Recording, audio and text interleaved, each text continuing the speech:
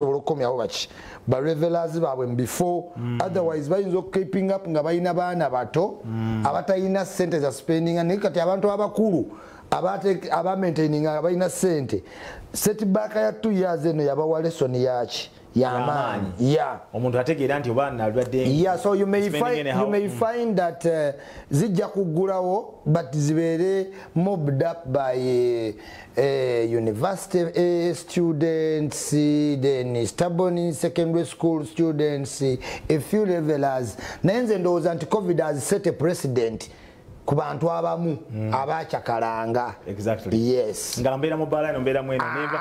Ate kwa ya mobala yemu. Ate no yadda wa. Ngatacha akisobola. Era nga abantu abamu babazemu ne sente ze yayonona. Kyegambye ekyo nti kati amabala galina to revamp with the new rebranding. Okomyawo abantu mu fule. Ne kati abantu abaliwo their youths. Okay. Youth. Aba missing amazina simanyi ngende mu ndongo nyenye but these ones who used to spend like kijja kutwala mwakadde people have realized nti osobola bakoze bugade ne bungi buno simanyi bukawoshi oli alaba letawe motoka ye ne bamusembereze embuzi nanywa bia eno wanyumya ne banne bali bana kati nalabanga sawa nya buli muntu wazze uwe kati ekyo kyendabyemu effect nayenga did you have a tour last night okulaba how these places are working? Yeah nabadde ne drive by fetulina amafuta fetulina muntu atambuze motoka sawa zino mutie kati fetwavuze drive by nengena ndaba simanyi idautu simanyi be munyonyo munyonyo bali constant it's urban life ntinda bukoto na after 2 weeks bajja realizing nti akasente tewali nakebala tewakola ki tewali oyina kazza mu katalo okamultiplying n'ennyanya yeah ensiwe tutambula okay yakati say on that note okuba nti of course engeri yamusiba tebuza buli yebuza kye kigenda maaso abantu bali batya so I believe tufunye that other preamble nonje nyo okulaba nti abantu batambula bwe bati well that it is what it is nkujukiza bujukiza nti genda ku Facebook otuwenga tufollowinga nga Urban TV Uganda so today nja kuwa Isma chance okuba nti nawo mukubira ku simu ate omubuuzeeko it's been a while tatira kudda mu bibuuzo ne Isma kati on a serious note we had Mr. Jeno Muhozi yatambudde over the weekend n'agenda e Kigali ezimu ku nsonga tezinnaba kutegerekeka lwaki naye yagenze n'amiitinga omukulembeze omukulu Paul Kagame omubasajja abali most feared in Africa kuba nti ayina byateekawo. Do you think this finally we are seeing Jeno Muhozi in the public eye n'obuvunanyizibwa nti oba oliawo ku Twitter ebadde byogerwako ng'abasinga omukubambu abasinga omukubadde n'abakigali eyo naye olwaleero avudde mu Twitter bagamba nti bali yalinawo kafunda katuddemu katumulaba as a serious man. Two, the dress code is civilian, it's not army. Kitegeeza ki? Bw'oba olaba mu bbanga lyonna Uganda lye tulimu n'emyaka 36 gyafuze is one of the luckiest. Kati wano waliwo abajja gawambye kamuwambye. So Museveni being the luckiest is also a wise man. Kati fe bannayuganda tupapira nnyo abannayuganda baagala nnyo up down ate ng'olina zimba down up. Museveni agenda ddi ali ku top down tali ku down up. Kati ye Museveni azza transitinga transiting a country from down to top to up. Lwokuba amaaso gaffe gatwesibye nnyo ku kiri ekifo kye naye nga yakola transition ye country ne banne ezeebaawo oba olina critical ki ai bw'olaba abaana bato kati ba Dr. Ayume Dr. Omona ba scientist Museveni akulaga yeebuuza si yoli president ajanaga ANC njigadde no Museveni akulaga nti ba scientists bambuulidde which means Museveni akola ki awuliriza ba president wa Africa abato Museveni wabedde teina budde basalawo so Museveni akulaga awuliriza ba musenero najanga transiting ensi naleta batayebwa azale talaba Wudu Hussein wano mu Kampala mvubuka muki muto bani tebana baki gotokiraba kubanga obwongo bwo buli obsessed ne muki ne Museveni naye Museveni tayiza kutema butemi tabi kwatudde ajja gwa obubi soko gizimbe up what down pyramid yebere bweti kati eno ku top wamazotuka abantu abana bamachuwalinze nti today tayebwa yenampala wachi wa government abana ba regime ya 1986 abana baba batandise okukola ki to sit in fit in kati nagamba let's move to the what to the top of moving ayotya bobono lili ba presidential material you start to do presidential roles or visiting ba president ba wano otandika okuba ku delegatinga toyinza fuga Uganda nga tomanyisa namba ya Salva Kiir mbewunya mmwe noleeta omuntu atalina wadde namba ya Salva Kiir tayogerangako ne Kagame tamanyi kiwuulu byaliko nti naye ayagala fuga ki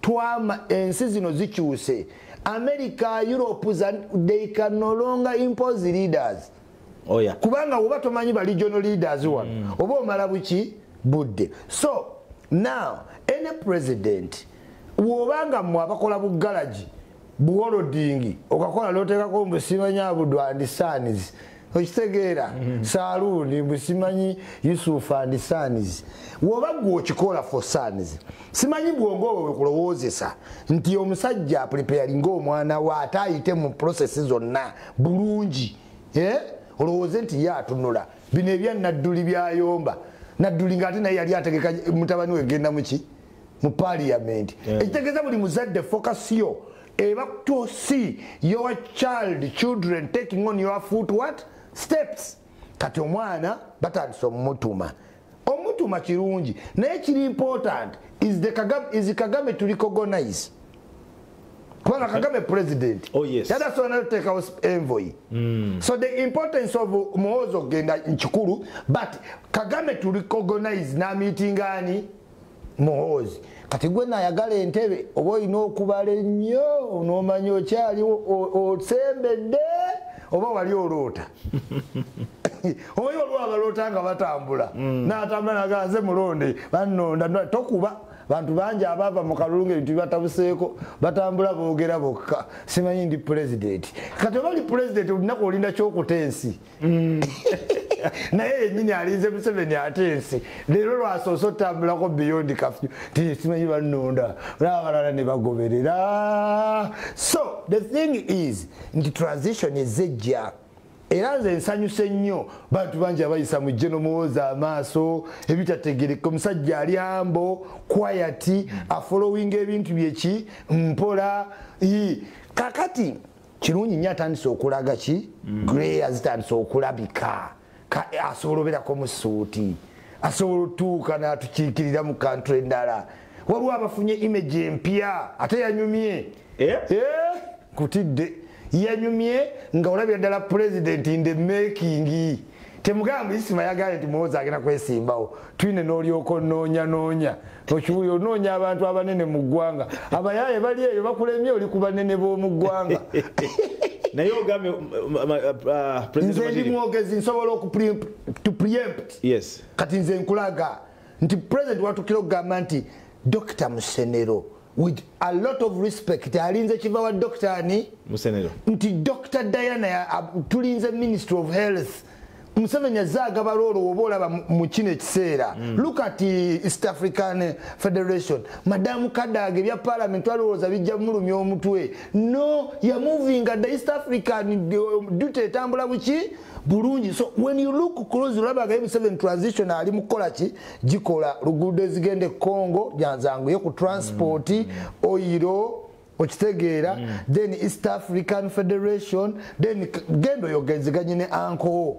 Kagame babadde boogera kuki nze naawe ne tweet gye tusembyeyo olaba nga Muhoozi atulaga nti Uganda ne Rwanda twayunitinga dda before history so we are one what country so ekyo kyataddemu nnyo abantu abawagira Muhoozi belief nti is a fit candidate era bamulabamu potential they think he should take on the mantle. Abaagala Muhoozi siriimu Muhoozi yansibira ku geeti ye wengendayo taggulawo okiwulira ndoza bamuntiisa nakamukyalira ebiri taggulawo oba tabeerayo simanyi naye ntuukawo ku ofiisi ye kamera nezintunulamu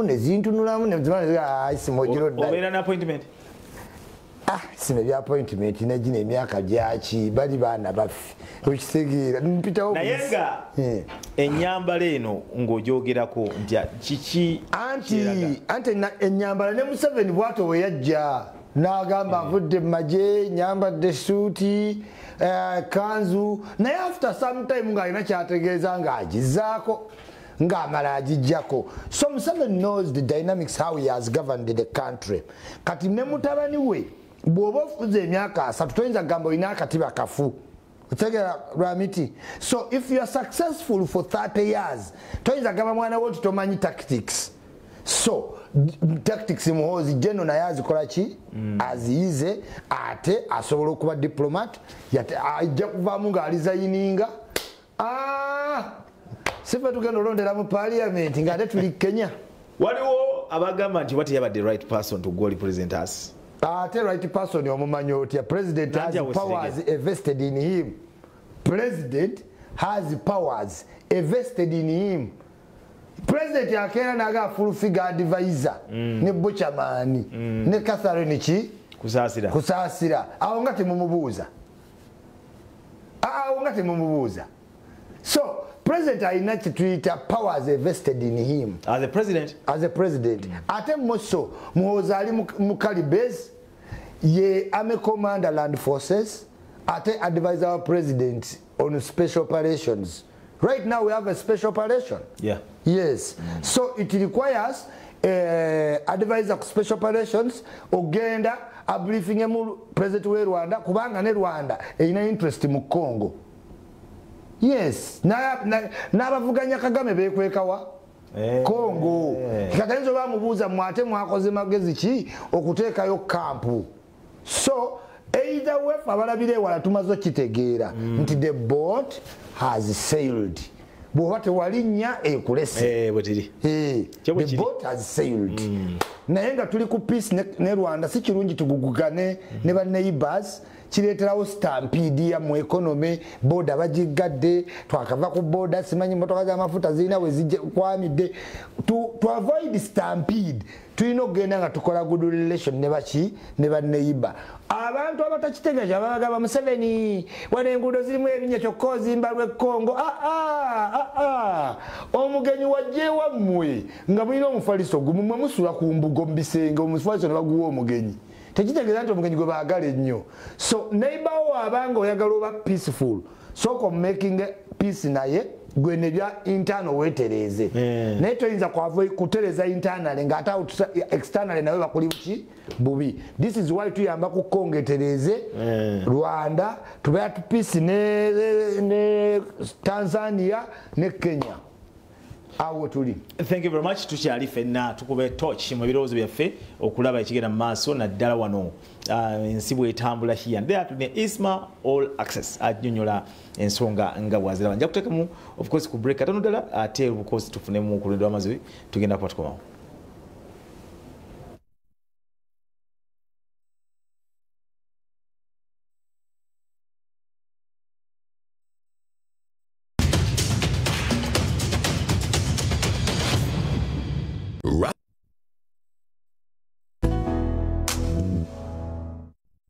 We want to replace to remove the word I, and replace it with we. Say in the first 6 months, this is our target. 12 months, this is our target. Then the country would know that at least the ministry is targeting within the 36 months, 2 years, will have achieved the minimum level numbers of vaccination to achieve the herd immunity. Honorable Sagonas, the senior MP, was there. Honorable Zake was there. It was a very nice meeting. I was happy to see my leaders speaking on the same wavelength on the matters of leadership, even when they belong to different political shades. Minister of Education, the President of Gwanga Kusawen, bakkirize abasajja abalina obukugu mu byenjigiriza batuule balithinkingeyo plan ey'okurikavalinga lost time.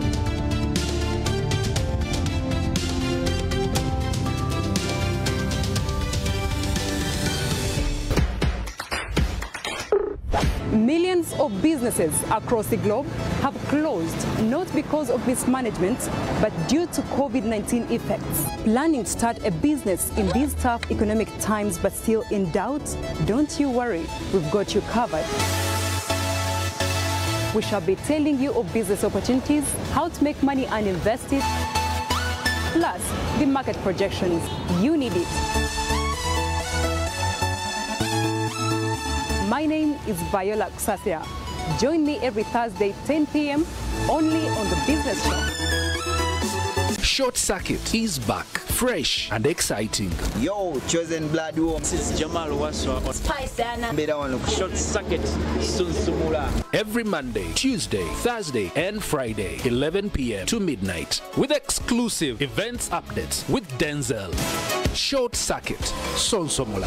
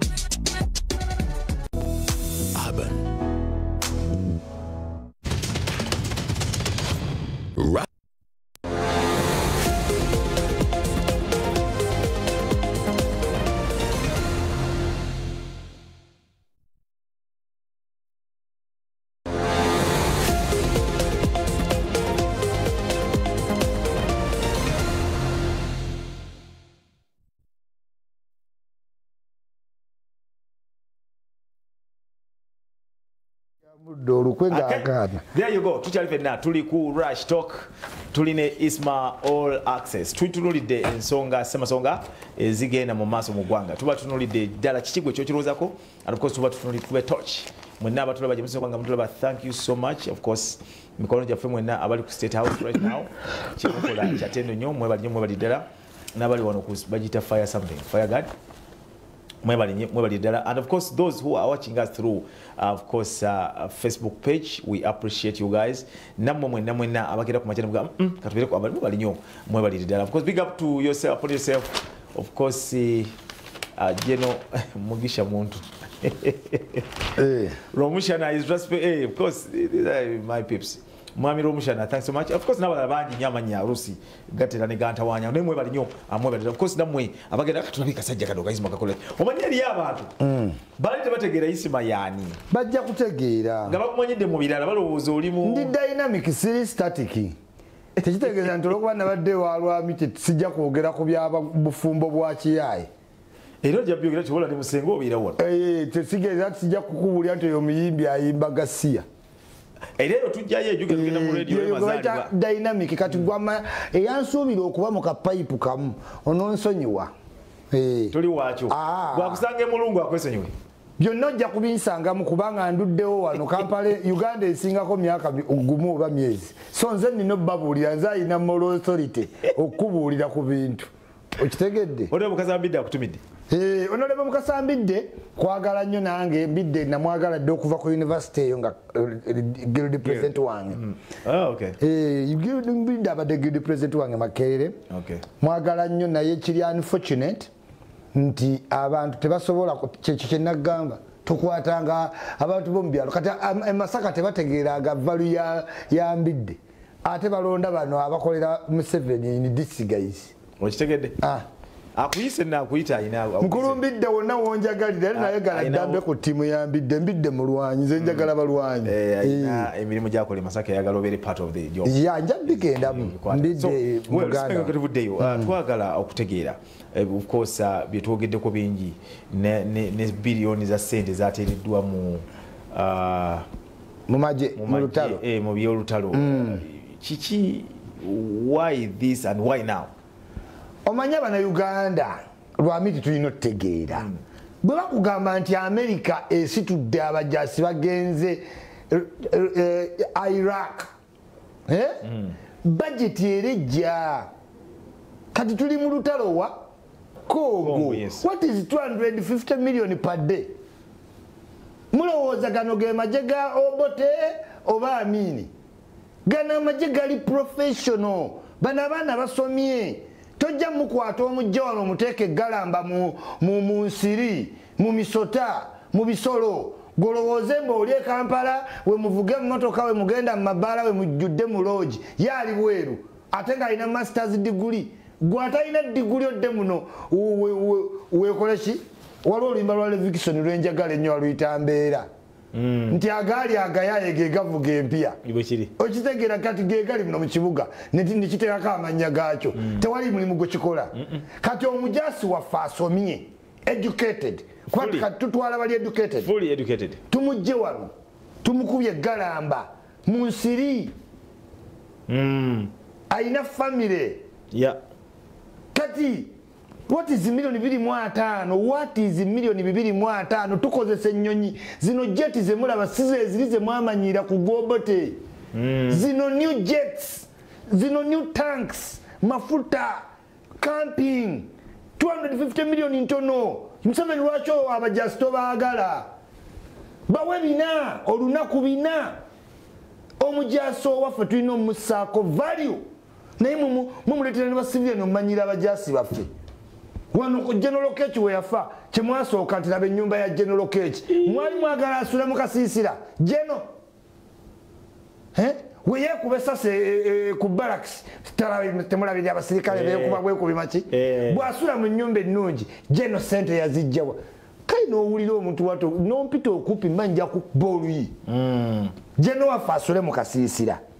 So the thing is ate ekirala mutegeere olutalo lwonna luli ku promises abajasi bakupromisinga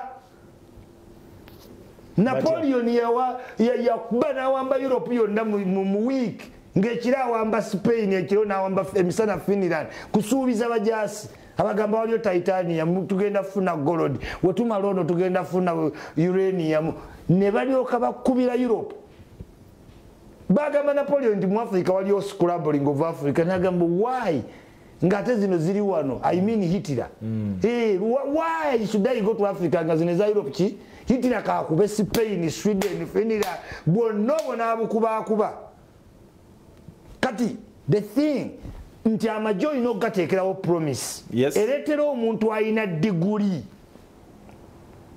okuva ku university agende mu nsiko wano Museveni woyina omuweera credit nti abaana be yajja ku university obatwala mu nsiko tewali musindisi wa kigaali Mugisha Muntu was educated, Besigye was a doctor, okujjako Nadduli yekka yali ki eyaliyo omusawo ogundi Forwatera okitegeera Nadduli yali Forwatera n'eddagala egganda that's it but bano mbw ayagala kyusa gavumenti ajjuza abayaye bokka ku boda tumujjako abo bajjako gavumenti yonna tebalina gye bajjako era yategedde ali yekka n'abandyamudde olukwe namugamba otolinawo omuntu abo si bantu bamulabikiranga ababe si babe lwaki yabajjawa mu ndongo olabyekako abakubi b'olukoba nobiyaniri akola kyamba bamuza mbitenyi musajja atu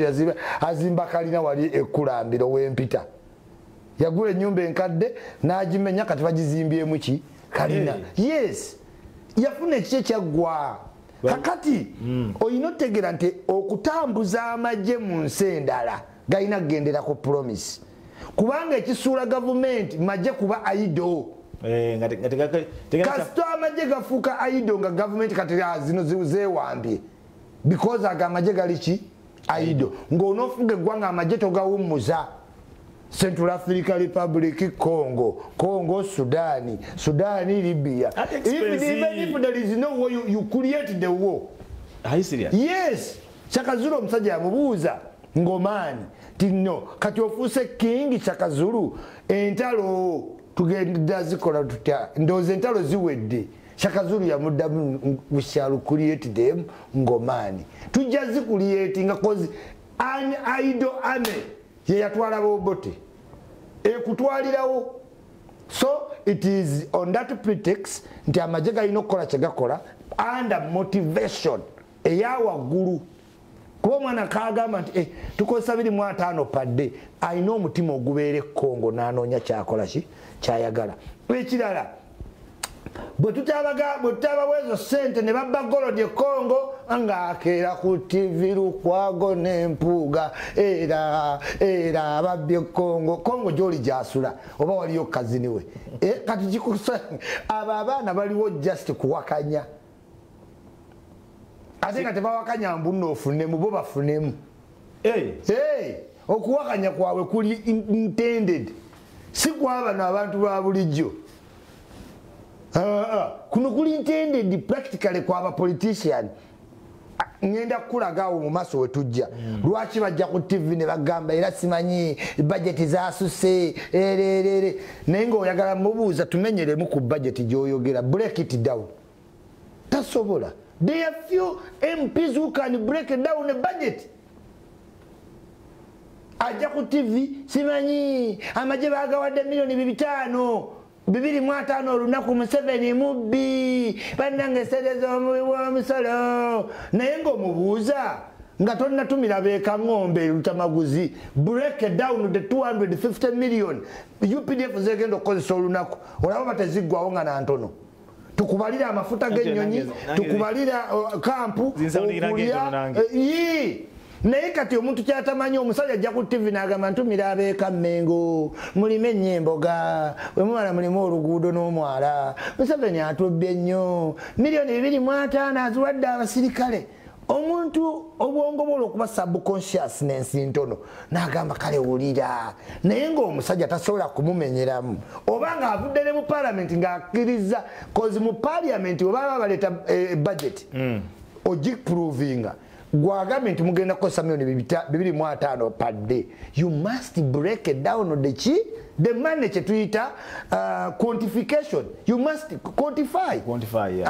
Kati abayaye ab'opposition balutamaguzi bamala okukkiriza quantification mu parliament abaafuluma n'agwa mu w'amawulire Museveni mubbi era tubiganye kubanga amanyi bana tebagenda followinga n'agenda ku TV babbye sente ziriwe ziti amaje gatutte 25 mugambe ekintu kimu gwa mu hostinga nti nga tonna tugamba nti 25 bingi break down the money mpaka break down. Yes abampuliriza yonna gye muli break up the money kitegeeza tulage engeri gye bagibaliiriddemu embalirira yo 25 eno ebyetya nti tulina ennyonyi nnya eziri waggulu mafuta nti tulina kampu wansi okitegeera tulina abajasi bwe bati balina okulya twetaaga amasasi bwe gati transportation kati omalo bitubalira otugambe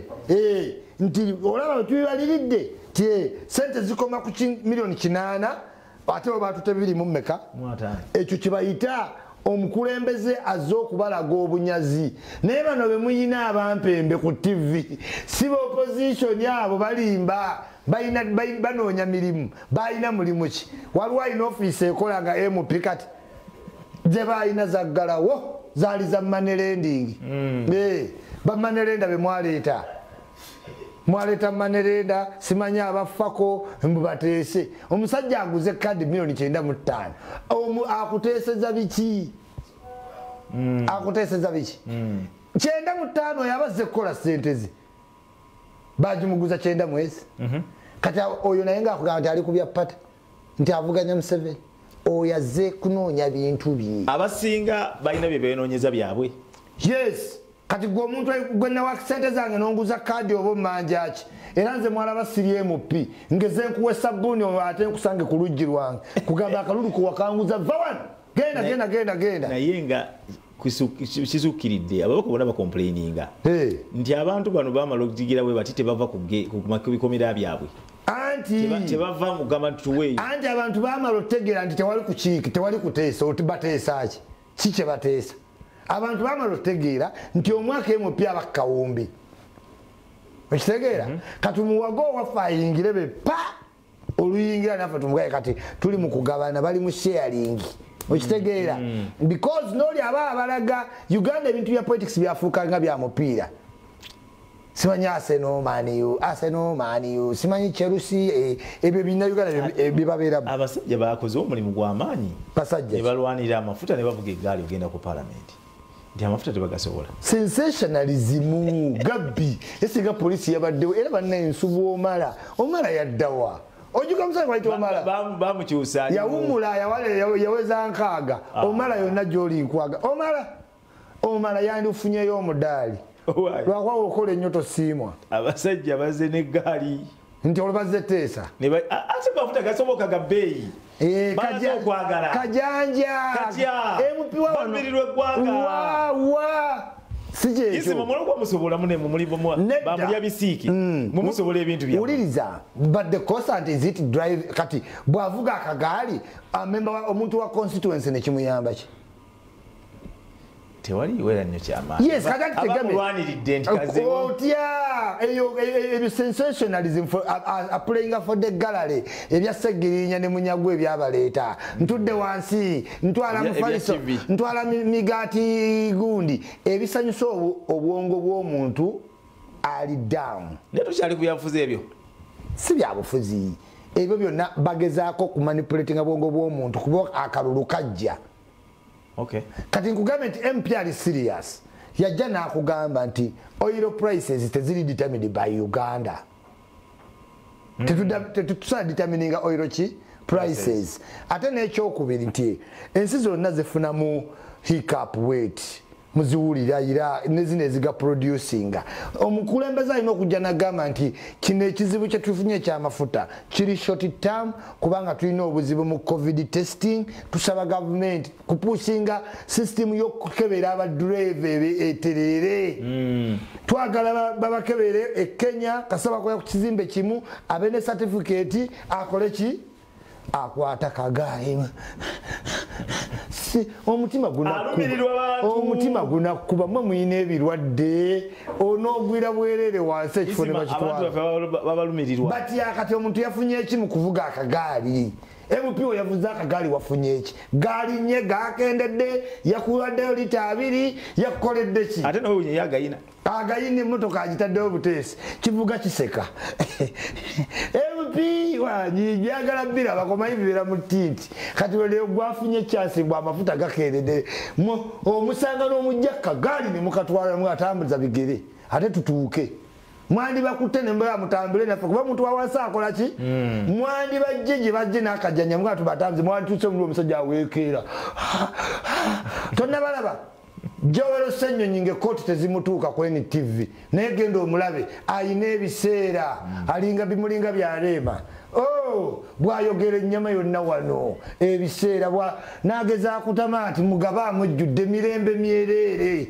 bajja oluyimba lwe bayimba olwa Ssebadduka lwabwe bajja basiiwuufu ani ate abalaba bannange temubalabyeko mu busiiwuufu gendo gyebukiripu bwa Ssenyonyi ng'asoma amawulire omwana nga yakogga ensinga ebulinga yampa abaana naye ssebo yonna kati biseera ali mu kukola akolera ani akolera Museveni akolera Museveni buli afa ne bajjo ziika batuula ne banyuma lubonge ya Bobi Ssenyonyi mu bitooke bo be baterayo sofa abantu ne bayimirira baba baterako ettaka nga bagamba wafa nnyo yasiinika yumambwa gwe kweteeka mbi otategeera ne bagenda baseka omunabe afuza akuziika aseka agamba oddangamu bwekiri so ekirungi ensi bategedde bannaabwe Bulaaya beeyuzizza byenna bagamba babitegedde bonna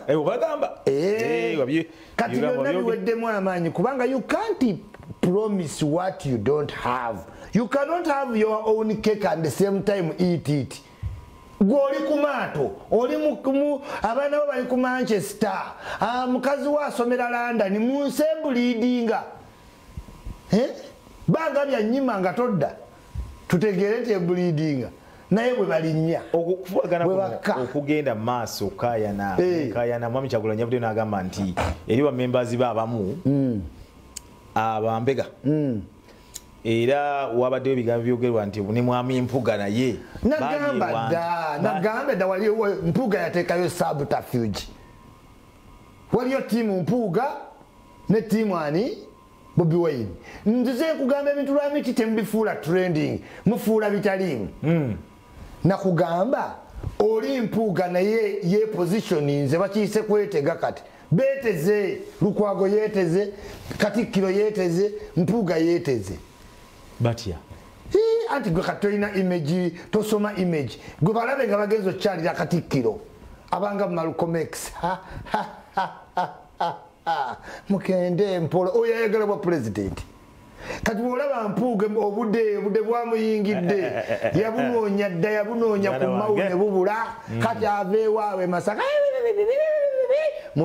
basirikale ba Museveni oluvamu nagatuli banaku Museveni atufuze bubi kyokka ng'ali mwemasamasa nze ompitangako nga ndi awo siina ze ndidde n'ovaamu ne Lukwago ne munnyumiza ebintu ebyo motoka zammwe temujja kugenda mundabirwa mumbabuulira oli gw'ojoga onjoga tonninyirire aliko ekyo ekitiibwa twagenda oyogenda ab'ebitiibwa banno genda oyogenda ab'ebitiibwa banno tuli eno tukaaba ng'ojja n'obudde n'emmotoka za Museveni Mpuga abantu bagenda okukuba olunaku lumu mubuulira abantu bazibusa amaaso. You can't fool people.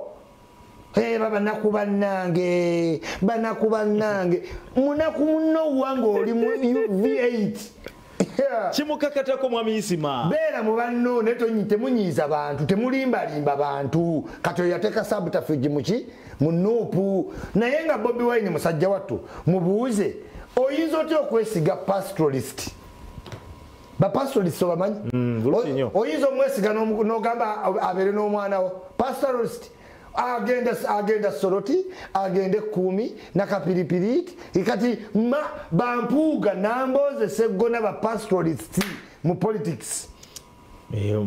Mpulira ne mukyala Namboze talabika kuwa anti pastoralist kati neri enteza ino zifunira green pass kati zino okuliye walala omuliro ani ono mulaba Namboze yo wa Lukwago Bashiru ye talabikira kudda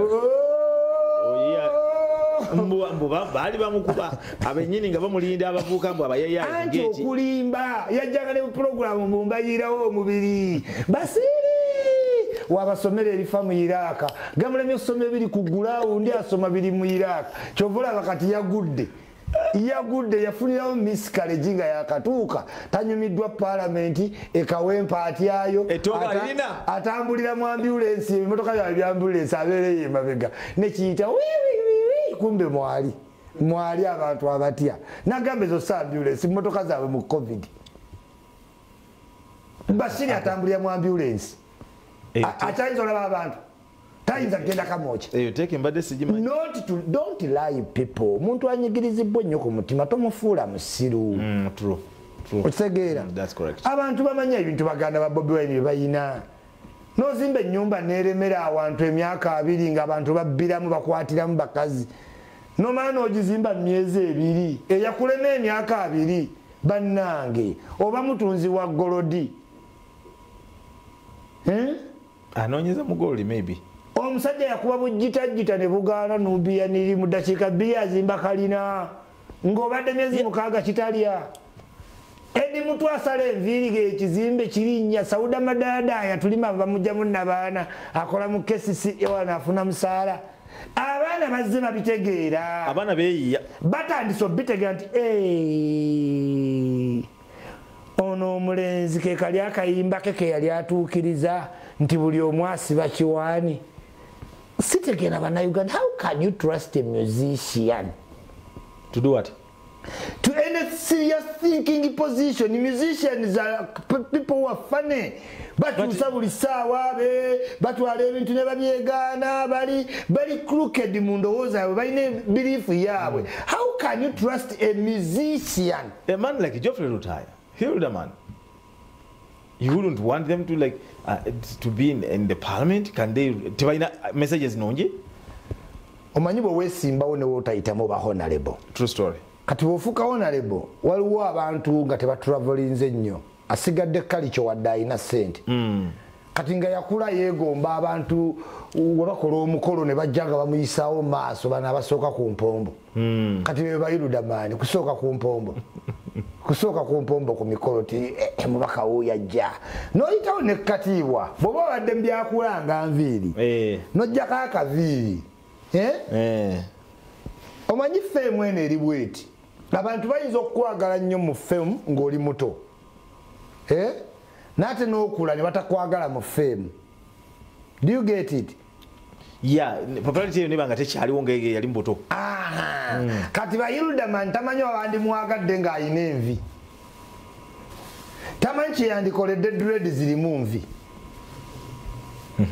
Kakati okubanga ya transitinga n'abanga bamwagala bamwane ku kitiibwa atuula mu honorable kyekyo kyokka kyeyafuna. Ekyokubiri kyeyafuna nti gyali ewa Mary yakyambadde afuna mentorship. Kubya nopu yavaayo dda. Nawe nambanya. Nambanya waawo. Akubuzeeyo nambanya w'ekibiina. Nkugambye abo batakyalabika bajja fune lutayo okyabalaba.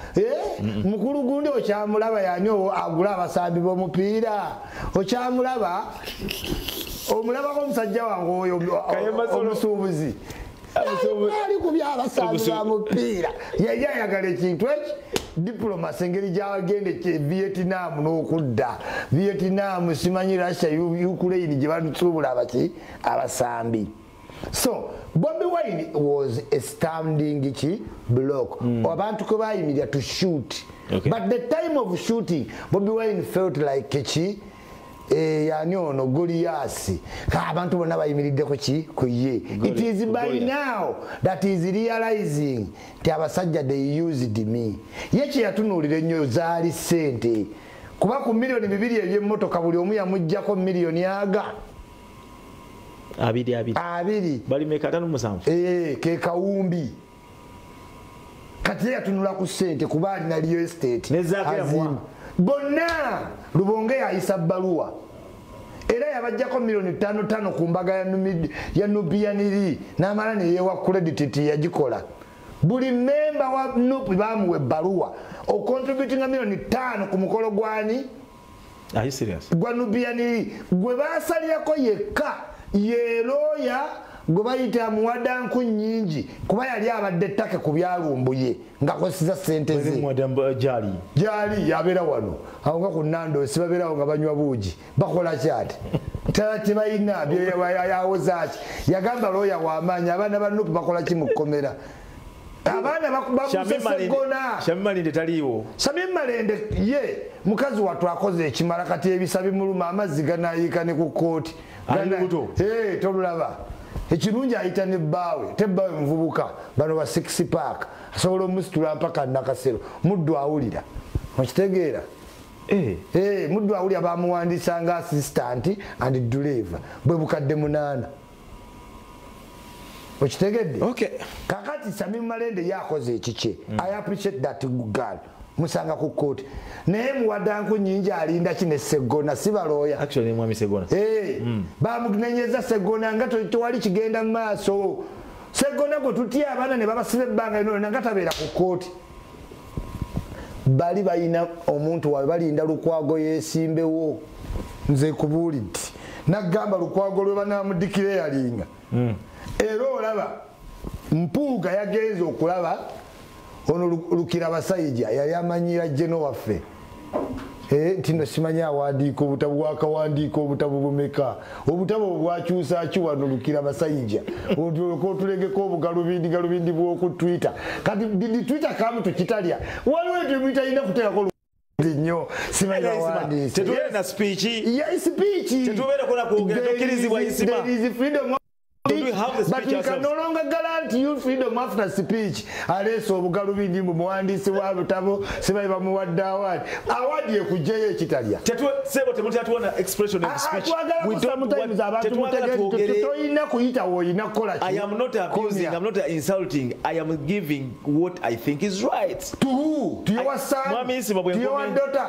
okera bukazi n'ogamba okimanyi nti telling someone you are fat in Europe is a musango. It's a crime. Yes, kati gwe lukira abasajja olwatto wandiika ku bintu byammwe mbuka kweza nti abantu bamwaga kati bali wa where are they? Where are these Twitter members? Liars. Babeereri ne balimba era Kakweza. You are right. Go to Kitali and demand Kakweza. Tulyoke tukujjawo otegerete ne Kakweza jali. Wano wetutuusa mwami Isima? Yes, no, si tulina otuuka nekyegamba nti tetukyalina ku bwogezi. Obwogezi bulina we bulina okukoma. Idi Amin yagamba I can guarantee you freedom of speech, but I can't guarantee you freedom after speech. Kati Kakweza bera n'akatabo ko kasome kawandiike kati nengo ojja kusomera Kitalya kukumalamu kajanja wonoddo jayiga byowandiika nze nkyayogera byembadde njogera bantwalira ekirevu nkyabiddamu oyina n'omanya kati wano wendi nange nali manyi bya security mbimanyi kumbe sibikola ki sibimanyi kakati Kakweza bw'ovaayo itandika owandiika ku mbaga ze nnyingi wano e Uganda okitegeera embaga nnyingi abayomba obufumbo obufudde naye wooteemanyizi bw'oneemanyiza nti owandiika abantu bakubire mu ngalo bakubira oli Kitalyaza abantu bawalomba manyi bonna kati abakuwaga gye bali ku Twitter naye gwe gy'oli eri tewali nasobola kwogera kati kigambo ng'ayogera kinaye kyabadde yagala kuleta point mu mpuga yagambye yagenze omulaba.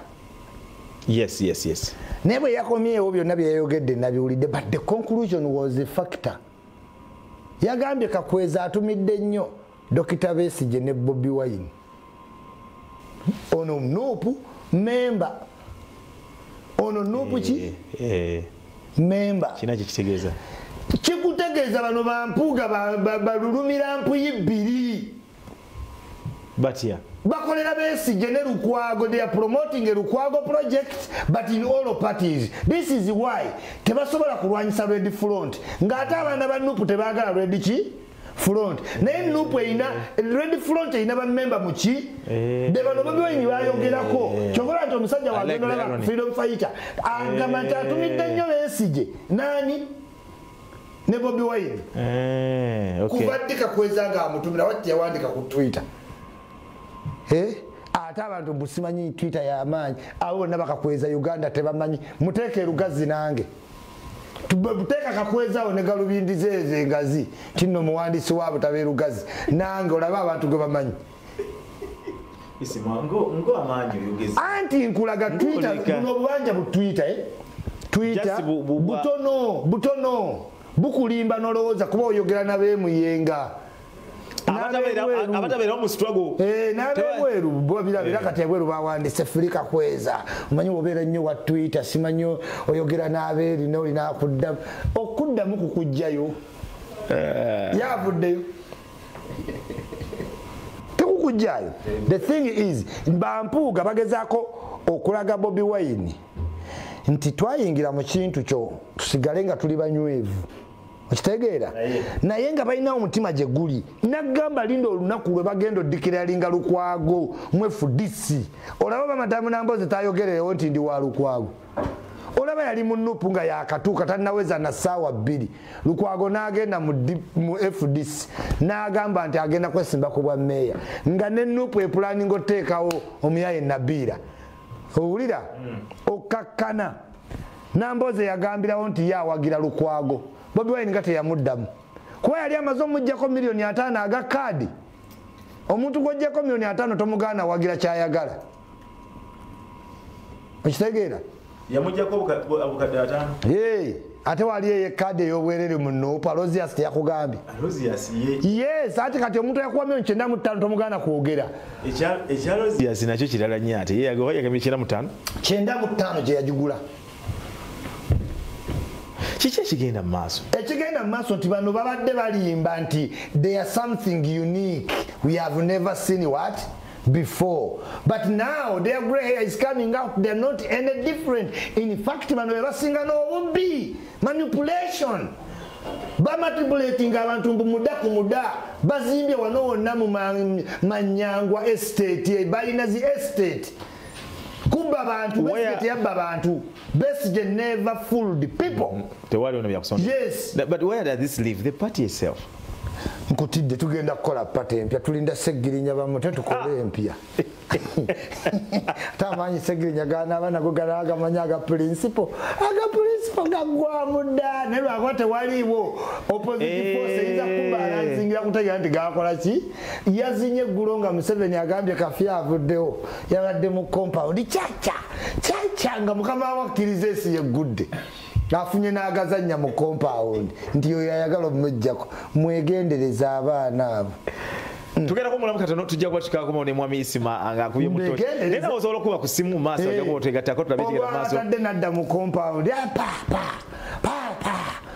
bulijjo alina bateka Afrika tujja mulaba ojja mulaba Isma kiki kimwogeza n'amaanyi twogera n'amaanyi abantu muyingiremu essuubi nti omuntu wakugambanga nti tugenda kuyita mu kidiba ne mu kibira okutuuka ku lusozi gye tukola ki etulaga kirizwa nti ojeerye ekkubo naye olina akulimba lima nti nedda tugenda sibawo omuguwa tubuuke wee tutiriite ku mazzi n'ekibi oba tonnabuukanga n'oluguwa lukutusinga emutwe bba. Honorable Fred Mukasambidde yagambye opposition teriiwo wano tewali opposition. Let me tell you, mind y'okuopposinga comes with the time. Kati mwami Ssemwogerere alina principles ezimufuga, mwami Bidandi Sali, mwami nga wojja okula values zijja nazo zikola ki zikula. Kizibu nnyo gwe okulowooza nti omuntu omuto atannafuna na values nti akuza okulivinga ku principle.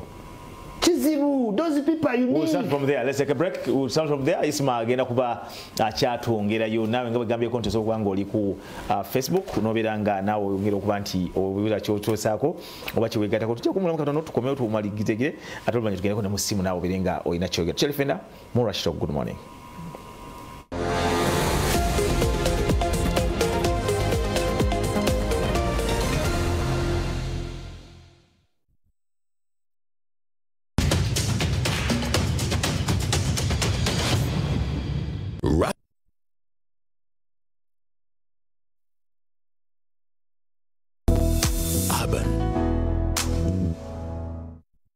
We want to replace to remove the word I, and replace it with we. Say in the first 6 months, this is our target. 12 months, this is our target.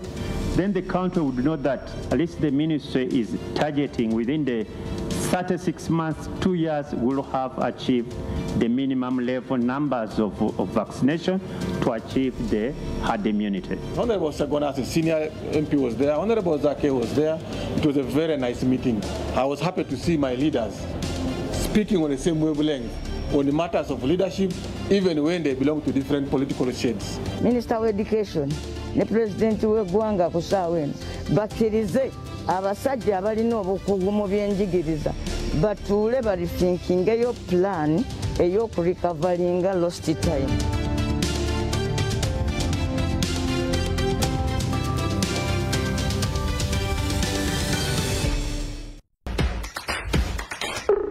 Millions of businesses across the globe have closed, not because of mismanagement, but due to COVID-19 effects. Planning to start a business in these tough economic times but still in doubt? Don't you worry, we've got you covered.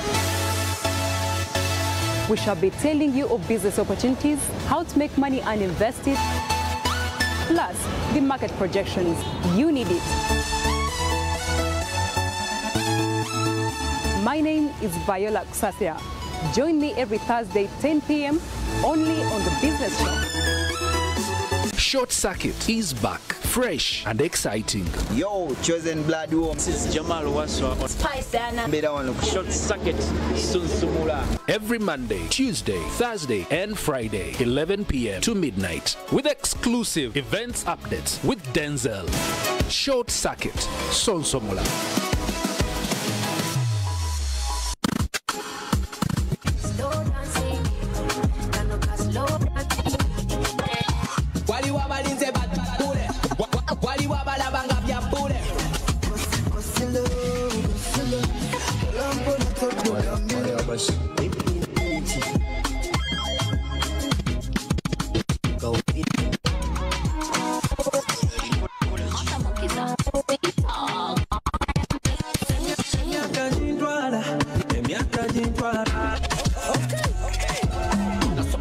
nkulaba ku TikTok.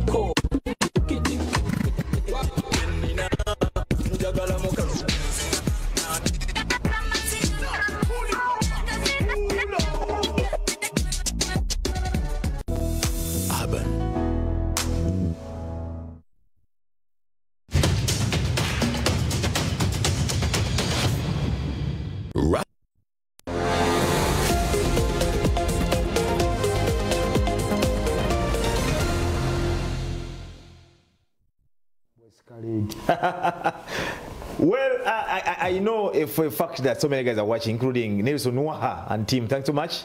Of course, team where yonna mwebale nnyo kuba nti mutambuza ekinwaha Nelson sajja bifaananyi mwebale nnyo ne team batulabire bonna namwenna abatu following era njagala later on mwami Isma nja kuba nkuwa simu n'abantu obere abantu ekintu bw'oki drivinze ne bw'okisomeseza. I think you are opening up so many people bajja tegera mpola fatuludde wano nti naddala ku nsonga zino z'okulaba mwami Isma naddala ekintu ky'ababaka ba parliament naddala abasinga okuba nti balimu abanafa balimu nope abasinga tebakyalabika nnyo I think bali busy oba afola mumanyi bw'ofuuka member wa parliament lino lyonna ebbugumu ebweru likugwamu once you enter kubanga oyinza oba oli talkative ku NTV nkubadde otambula oyogera naye nga totuula nko mu kantini ne oboth otule wano nga waliwo kantuntu semujunganda kati gwe yakajja mu parliamenti kizibu nnyo tusapaasi bali ababaddeyo buli wojja mu kantini ya parliament olina ebintu bingi byoyiga ojja n'obusungu simanyi Bobi Wine nogera otuuka mu kantini nga semujunganda simanyi mpuuga baliawo benywera baseka nseko banzireko. Kati you get to realize how the parliamentarians work. Once you enter parliament you are family. Most definitely. Kati kugambye yes mpuuga owekitiibwa right honorable Mathias Mpuuga musomesa ne honorable Tayebwa babeera mu constant talks. Chief Whip omulimu gwe kuyisaawo bintu bya gavumenti netabiyisaawo fa eno ebweru gye mulowooleza mutyo Chief Whip ayinza n'okukwata etteeka n'aliwa mukulu Mpuuga n'amugamba njagala etteeka eyo liyitirewa mwe muba mulindeetera tukoze tutya nti kankuweeyo olunaana ba MP abamu basindikaawe era ogenda laba mu tteeka y'okuvotinga president bamulondere mu parliament kyogamba abanupu temugenda votinga mwe mugenda votinga abanupu naye mutya nti they mitigate tebamala gakaaya naffa okitegeera nezo sente zebalya mu parliament tebaziryanga mu bimulowooza nti bayite wali bamuweeyo mu nkukutu ezo suuti bazibakolera kubanga ba professional thieves babbi bali professional. Kati ajja n'atula bulungi Mpuuga ne Tayebwa n'atulagamba okuyisaawo biro eno tukoze tutya oyinza kumpayo bammemba bameka ku nkaaga gy'oyina nti nsobola okukugirako ameka asatu nti asatu gatumala nti gali abiri ne gaba absent. This is when togikwatako nga olaba Nabila nti alwadde ali Canada tuno yagenze ku benchmarking Mozambique eno Malawi kuba olaba n'abazibawa yaba alina ssente kati mwenziba gye mulowooza gye babbamu mulowooleza birala mu iPod ezo nazo batuula tugenda kwegaana tetwagala iPod era abantu basobole playing for the gallery woodwinking Ugandans naye ngene bali ate bamanyi bafuna ki sente supporting parties n'olwensonga eyo nupu patento it is bound to have a lot of problems. Nakugamba nti mu music abantu buli muyimbi yasojjanga kamiliyoni wampisa mbi kalaba obukovu era akasajja tekagaliza kamiliyoni mulogo agenda mu nnyanja but little did they know nti bw'otuuka ku level nga kamiliyoni ofuna ebizibu byebiki kati ba wizo ne radio abavumanga kamiliyoni bageno tuka nga bakola ebyo bimugani nga wizo rani nga kamiliyoni kati gawaddako okuvuma ba wizo ne radio kati bagolanga sako yeki ye mutobala abayimbi bonna tebenenya ne wasanga munenga asibyaga vili gazze walo tegamunyumidde agambe ye style ye wa style ki okitegedde because bale mwa bategera nti vicha sayiko bonne mane bakola ki ne bakwata no one can say nti no air style jolese tekusana wana yajja muga mate yo nayo mbinyo je watuletera do you get it so kati kino kyega nti oyingira mu parliament golowozo zevuganya mu 7 sirole by sirolo gendo tegeera nga wevuganya wekka nga wevuganya ki nga buganya wekka banga twalabanga Palm Award nalinga ntunda kadi za Palm Award wane Uganda naye nga mnanyini Palm Award yaleeta ennamu neziri fake kati gwe ng'otunda eri fake n'olowoozo omuyiyiza kumbe neza fake ku market ziki zize kati ye Museveni kati ojja n'obeera mu opposition n'oba n'obusungu naye nga opposition nyini gy'oli ya Museveni okitegedde ankuuliza bulungi Isma njala kujjayo katula ate tugende ku bina bitambula nabyo ebirala naddala bwe tugenda ku nsonga of course governor yatuvudde ku maaso waliwo akayimba omanyi nasoma nkoyo boarding primary school eba obibomba bwansani nenga waliwo tufiirwa walingawo bwe tugwa byonna tubireka bwe tugwa byonna tubireka kati bw'otunula ku mukulu Mutebire akakayimba kakuleetera ddala okutegera nti it is real kakuwa picture ennungi nti wetugwa byonna tubikola ki tubireka. This is a great professor economist yatukostinga sente nyingi nnyo okumujje World Bank omuleeta wano revamping the economy affair however bad wetubadde he kept us above poverty what lines serving the time here to 72 years tuli very sad nti mu time zino tabadde tali tayalinze kutulaga mulala kuba yenga economist kyandibadde kiri important nnyo nga kuye kwe tulabidde agenda tuddira miki mu bigere tulina ba great economist bangi kansubire bajja kufunamu omwafu atwale omulimu ogwo maaso ntwala okusasira eri famire ye n'ab'eŋŋanda ze nti kyannaku nnyo naye wa Mukama Katonda gye tuva eri abamukuba ne bagamba during his era so many mistakes nabadde ndaba abaana bamu nti ABCD boogera kino nakiri yeah because for sure emyezi ng'ena egiyise twatandika okwebuuza gundi gyali gavana oyo kuba nze namusango nga bamujja ku keesa awo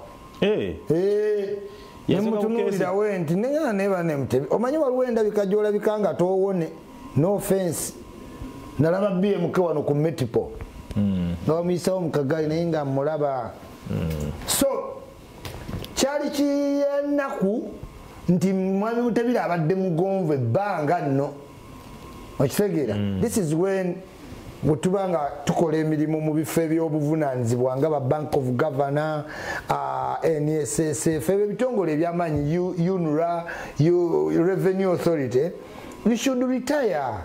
I know. When the worst comes to the worst, you should what? That's it. Retire. Kubanga mukulu Mutebire talwadde leero amaze ebbanga ng'ali wiiki ekitegeeza bw'obanga oli mulwadde sikla ate nga tolizayininze oleka emirimu mingi egiri ku stand still kuba bino ebya banka bya gavana tokola kyotalina kukola ki kola kubanga abadde adabolinga both as the Governor Bank of Uganda atenga ye chairman board of directors Bank of Uganda. Yes. Chobola Mutebire abadde muzibu. Ng'omulopanga governor naye nga ate ensonga